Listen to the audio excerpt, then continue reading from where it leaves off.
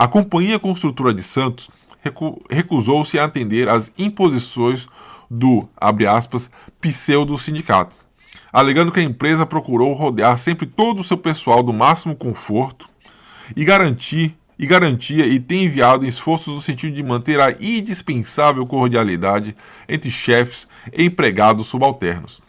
Além disso, as reivindicações não tinham razão alguma, pois que nunca nos aproveitamos da falta de trabalho para diminuir os salários a ponto de serem estabelecidos ordenados insuficientes para a sua subsistência. Grifo nosso, né? Ou seja, dos autores, eu acho. Mas enfim, isso aqui seria uma citação do Roberto Somensen, como ele se comunicou.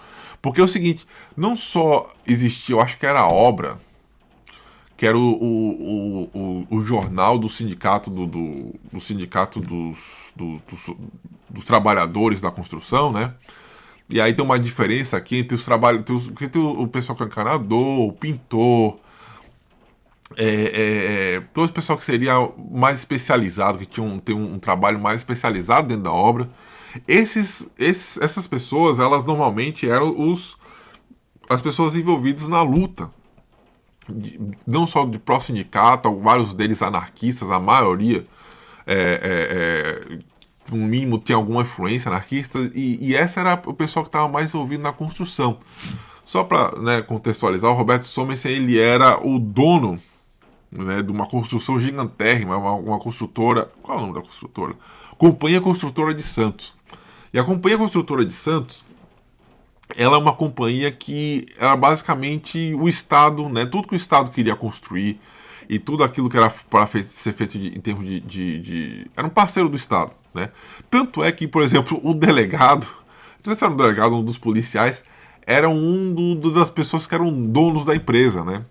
Então ficava muito fácil eles também falsificarem documentos. Isso é tudo de acordo com o artigo, tá? Eu realmente recomendo, e vou colocar o link do artigo aí na descrição para quem quiser ler. Muito interessante.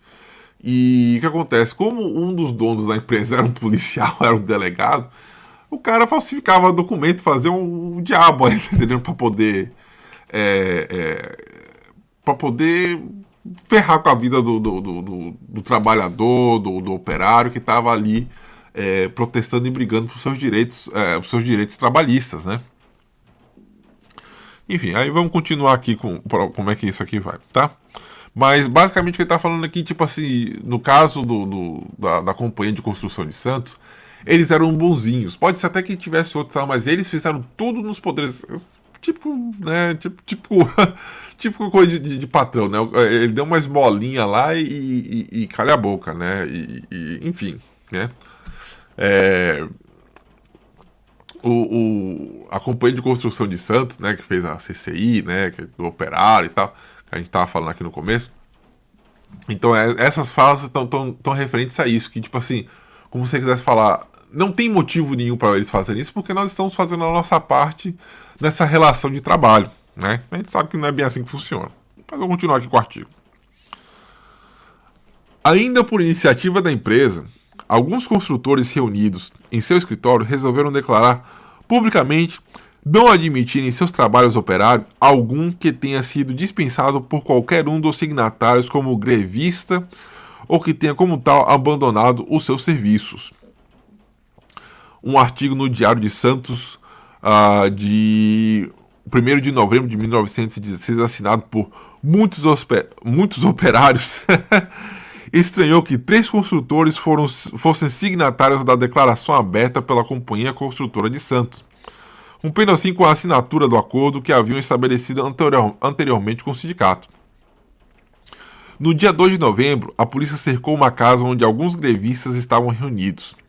E segundo a Tribuna, jornal da época, após demorado tiroteio, vários operários e líderes da greve foram presos, sendo aberto rigoroso inquérito. A greve estava terminada e apenas alguns construtores aceitaram o acordo do sindicato. A Tribuna, 3 de novembro de 1916, e Diário de Santos, 4 de 11 de 1916. Então, tipo assim, né, aqui a gente está começando a entrar na história de como esses movimentos estavam conquistando e como é que está se dando a repressão, né? Vamos continuar. Além da tradicional repressão policial, os trabalhadores tiveram, portanto, que enfrentar a liderança da companhia construtora entre os patrões, fazendo com que muitos desses abandonassem qualquer acordo individualmente estabelecido com o sindicato e com a federação. E deste pacto conjuntural entre os construtores nasceu uma instituição que teria importantes desdobramentos para os operários do setor. Na mesma reunião realizada no escritório da companhia construtora, no qual foi decidida a formação da lista negra, eu já falo mais sobre isso. Os mesmos empresários, solidamente unidos contra o movimento subversivo, decidiram também fundar o Centro dos Construtores e Industriais de Santos, o CCIS. No primeiro relatório anual do centro, Roberto Simpson lembrou que há muitos anos que se fazia sentir a necessidade da congregação dos esforços dos construtores de Santos em bem dos seus interesses, sobretudo por ocasião dos movimentos grevistas dos operários que, sob a direção de péssimos elementos e na maior parte estranhos à classe, eram levados às lutas absurdas com seus patrões, das quais quase sempre saíam prejudicados. Essas lutas chegaram em outubro de 1916, a tomar o caráter de assaltos à mão armada contra propriedades. Diante de fatos de tamanha gravidade, seria inconcebível que continuassem os construtores e industriais isolados e de mãos cruzadas, deixando seus operários se arrastarem por uma senda errada. Exigências as mais das vezes absurdas, quando de outros seus interesses de importância capital aos seus agitadores que não nem se lembravam. Foi por isso que nós nos reunimos no dia 29 de outubro de 1916. Grifo nosso, né, do pessoal que formou o CCIS. Então, olha só a declaração, né, eu creio que seja uma declaração escrita isso aqui, do Roberto Simon. Assim, basicamente ele está falando assim, esse pessoal que é imigrante, esse pessoal aí que tá vindo aí,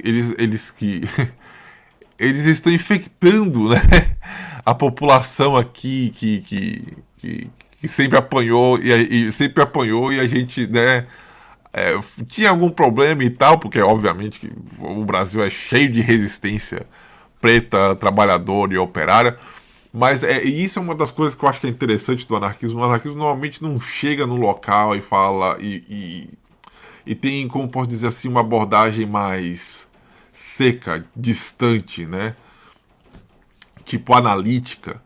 Não, é de envolvimento, né? Eu faço parte, aquela pessoa é um irmão, aquela pessoa é um colega, né? Então a gente sofre o mesmo problema, então a gente tem que se unir para resolver esse problema. E basicamente o que ele está criticando é isso, né? Esses anarquistas que chegam, ou as pessoas que por qualquer motivo conseguiram ter alguma leitura anarquista e viraram, né? Esses líderes, né, dos trabalhadores nas pautas de leis trabalhistas da época. E com isso aí ele vai ser propagandeado não só por interesse da classe dominante, né, como disse a típica a relação de classes aqui. Não só isso aí vai ser propagandeado como relação, mas a gente vê uma coisa que eu acho muito interessante. Olha, os anarquistas, eles vão fazer parte da lista negra. Ah, você é anarquista? Então pronto, tá aqui, ó. Seja anarquista, não consiga emprego em lugar nenhum. A gente vai matar o movimento pela fome, né? Então, diga-se de passagem, um dos motivos do anarquismo usar como a cor preta é porque tem a ver com os anarquistas vêm da miséria, né? Com miseráveis, né? Tipo, o símbolo da miséria é o preto. A gente vai juntos sob se elevar. A gente vai pegar essa bandeira que é o que nos representa e a gente vai levar à frente, tá? Então é muito interessante ver como essas representações estão aqui historicamente colocadas, né? Então vamos lá. Na primeira Assembleia do Centro, realizada em 5 de janeiro de 1917, foram aprovados em seus estatutos que estabeleciam uma contribuição mensal proporcional ao número de operários empregados pelas firmas associadas ao centro.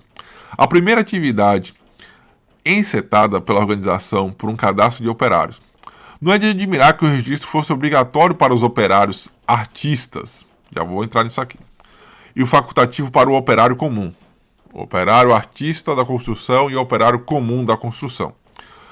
Um ano após a fundação da entidade, 849 trabalhadores estavam inscritos no livro de registro do centro, sendo-lhes entregues os respectivos cartões de identidade, sem os quais não teriam acesso ao mercado de trabalho. Trata-se evidentemente de uma medida que visava eliminar do horizonte da categoria o exercício do closed shop. E aí eu não vou entrar muito no exercício do closed shop, mas basicamente